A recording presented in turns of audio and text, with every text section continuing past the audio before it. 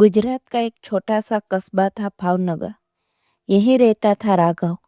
27 साल का, बाहर से हंसता हुआ पर अंदर से टूट चुका इंसान।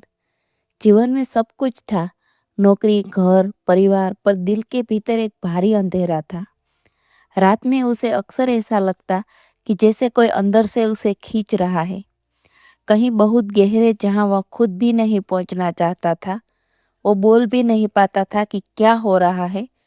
डर, बेचैनी, निराशा, सब एक साथ। एक रात वह घर की छत पर बैठा रो रहा था। थक चुका था, बार बार एक ही बात मन में, भगवान अगर कहीं हो तो मुझे रास्ता दिखा दो। और उसी पल न जाने क्यों उसे एक शांत सी हवा का झोंका महसूस हुआ। पर हवा इतनी अलग थी, जैसे किसी ने उसके सिर पर हाथ रखा हो। कुछ सेकंड के लिए मन बिल्कुल शांत हो गया। राघव ने पहली बार महसूस किया, मेरे अंदर कुछ तो है जो मुझे बुला रहा है। उसने तय किया, बस कल से मेडिटेशन शुरू। राघव ने मोबाइल पर मेडिटेशन लगाया और आंख बंद कर बैठ गया। पहले दिन कुछ नहीं हुआ, दूसरे दिन भी नहीं, तीसरे दिन भी बेचैनी ही मिली। पर चौथे दिन कुछ बदल गया। ध्यान के बीच अचानक उसे लगा कि उसके शरीर का वजन बहुत हल्का है, जैसे वह खुद को ऊपर से देख रहा हो।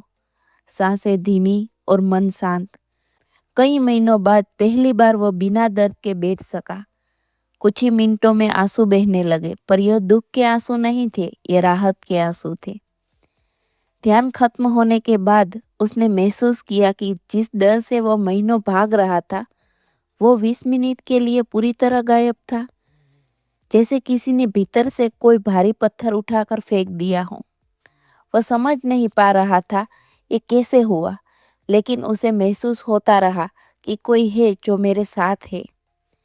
एक शाम वह ध्यान में बैठा हुआ था। अचानक उसकी सांसें रुकने लगी और आंखों के सामने एक हल्की सी पीली रोशनी दिखाई देने लगी। वह घबरा गया, पर रोशनी धीरे धीरे और चमकीली होती गई। और फिर उसे अपने अंदर किसी के शब्द सुनाई दिए, जो आवाज नहीं थी पर महसूस होने वाली थी। डर मत, तो अकेला नहीं है, तेरा मार्ग मेरे हाथ में है। वह आंखें खोलकर रोने लगा। ये आवाज किसी की थी, वह नहीं जानता था, पर उसे पता था यह अनुभव सच था। अब उसकी इनर जर्नी शुरू हो चुकी थी। धीरे धीरे उसने अपने बदलाव महसूस किए। जो बातें उसे गुस्सा दिलाती थी, अब नहीं देती। जो लोग उसे परेशान करते थे, अब उसे उनसे दया आती थी। जो दर्द उसे रुलाता था, अब उसे मजबूत बनाता।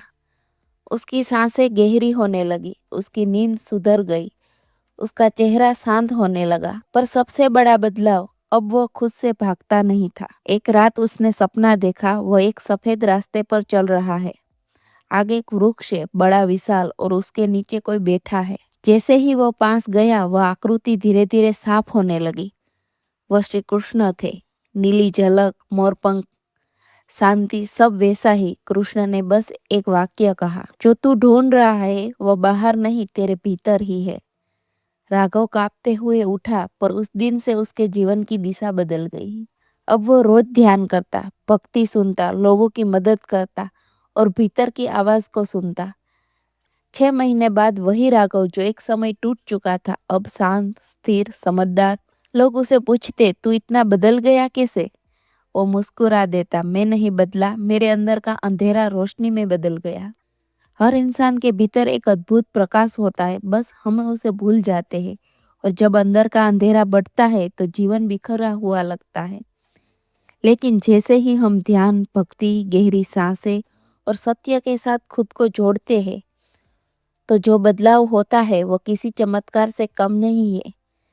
सच यह है, इनर जर्नी हमेशा बाहर से नहीं, एक हाँ में बदलना चाहता हूँ से शुरू होती है। राघव की ये अंतर यात्रा हमें एक गहरी बात सिखाती है। सब कुछ संभव करने की शक्ति हमारे अंदर ही छुपी होती है। हम बाहर प्रकाश ढूंढते हैं, पर असली रोशनी हमारे भीतर ही जल रही होती है। बस जरूरत होती है खुद को पहचानने की, अपनी गलती स्वीकार करने की और छोटे छोटे कदमों से शुरुआत करने की। यही छोटे कदम धीरे धीरे एक बड़ी यात्रा बनते हैं, और फिर वही यात्रा हमें उस जगह ले जाती है जहाँ हम खुद को, अपने रास्ते को और अपने ईश्वर को पहचान पाते हैं। सच यही है, जब इंसान एक बार अपने भीतर की शक्ति को पहचान लेता है तो कोई भी अंधेरा उसे रोक नहीं पाता।